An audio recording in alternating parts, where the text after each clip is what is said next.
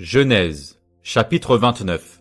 Jacob se mit en marche, et s'en alla au pays des fils de l'Orient.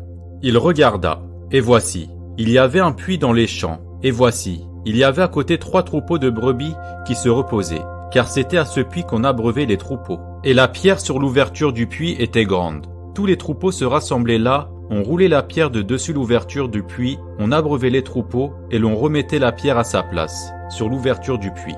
Jacob dit aux bergers, « Mes frères, d'où êtes-vous » Ils répondirent, « Nous sommes de Charan. » Il leur dit, « Connaissez-vous Laban, fils de Nachor » Ils répondirent, « Nous le connaissons. » Il leur dit, « Est-il en bonne santé » Ils répondirent, « Il est en bonne santé.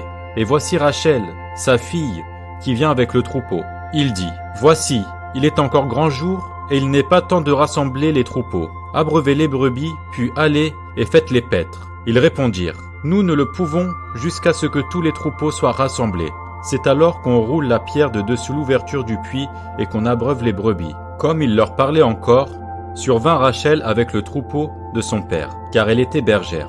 Lorsque Jacob vit Rachel, fille de Laban, frère de sa mère, et le troupeau de Laban, frère de sa mère, il s'approcha, roula la pierre de dessus l'ouverture du puits et abreuva le troupeau de Laban, frère de sa mère, et Jacob baisa Rachel, il éleva la voix et pleura.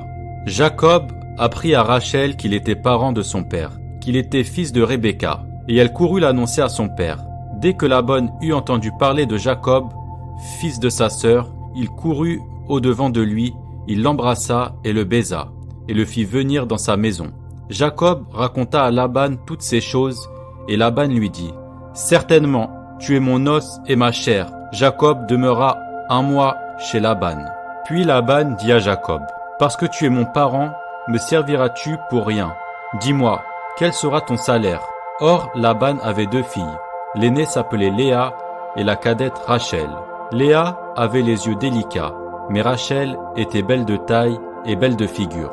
Jacob aimait Rachel, et il dit, « Je te servirai 7 ans pour Rachel, ta fille cadette. » Et Laban dit, « J'aime mieux te la donner que de la donner à un autre homme. Reste chez moi. » Ainsi Jacob servit 7 années pour Rachel, et elles furent à ses yeux comme quelques jours, parce qu'il l'aimait.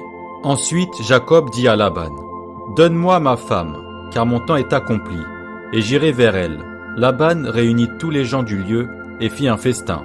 Le soir, il prit Léa, sa fille, et l'amena vers Jacob, qui s'approcha d'elle. Et Laban donna pour servante à Léa, sa fille Zilpa, sa servante. Le lendemain matin, voilà que c'était Léa.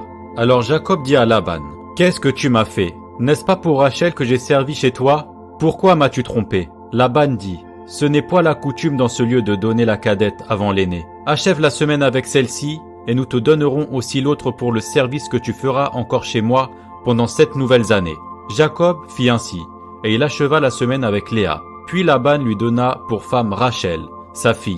Et Laban donna pour servante à Rachel sa fille, Bila, sa servante. Jacob alla aussi vers Rachel, qu'il aimait plus que Léa, et il servit encore chez Laban pendant 7 nouvelles années.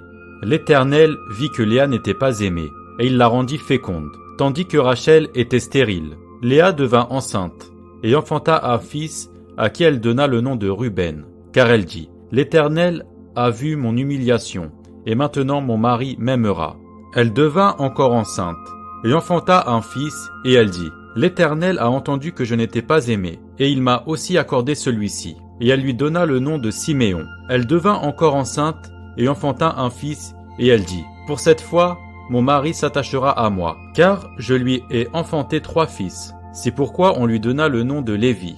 Elle devint encore enceinte, et enfanta un fils, et elle dit, « Cette fois, je louerai l'Éternel. » C'est pourquoi elle lui donna le nom de Juda, et elle cessa d'enfanter.